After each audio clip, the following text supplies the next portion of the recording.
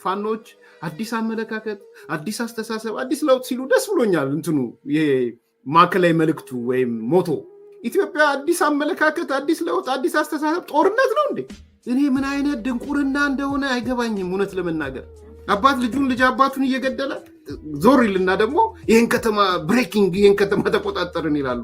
ወጣንንም ብሬኪንግ ስሩት። በነገራችን ይህን ተቆጣጠር እንደምትሉት መቼ ተቆጣጥራችሁ መቼ እንደትወጡ መወቀስ ስላለባችሁ ነው። እያንዳንዱ አካል የጦርነት ውስጥ ግብ ምንድን ነው? ምን ለማሳካት ነው የምትዋጉት? መጨረሻችሁስ ምንድን ነው? መዳረሻው ምንድን ነው? አይሮኖ ስንቶቻችሁ መልስ እንዳላችሁ ማለቅ። ይሄ ደግሞ የአእምሮ ጤነኝነት አይደለም። አገር የሚለወጠው በማንበብ በሐሳብ በምናምን ነው። በጠመንጃ ፈሙዝ አይደለም የሚለወጠው። ወንድም ወንድሙን እየገደለ አይደለም። እኔ ወንድም ትምህርት ቤት በመዝጋት አይደለም የሚለወጠው። ትምህርት ቤት ዘግቻለሁ ብለህ ፕራውድ በመሆና ሚዲያ ላይ ወጥተህ አዎ ወስኛለሁ ትምህርት ቤት እንዲዘጋ ብለህ የፋኖ አመራር ብለህ ስትል የኔ ልጆችን እያስተማርክ ነው። ደብቀ እያስተማርክ ነው። ይሄን ወይ ደግሞ ውጭ ሀገር ልካዋል እድል አግኝተህ።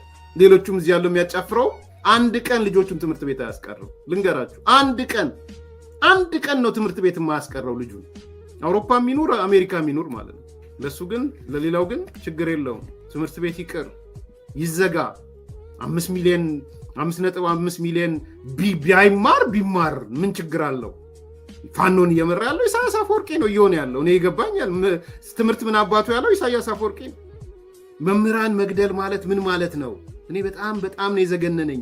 መምህራን ሊያስተምሩ ሲሄዱ ሃይስኩል ጭንቅላታቸውን ተመተው ደግሞ መገደላቸው ልክ ነው የሚል ጀስቲፊኬሽን የሚሰጥ ትግል ምን አይነት ነውረኛ! በጣም ያሳፍራል።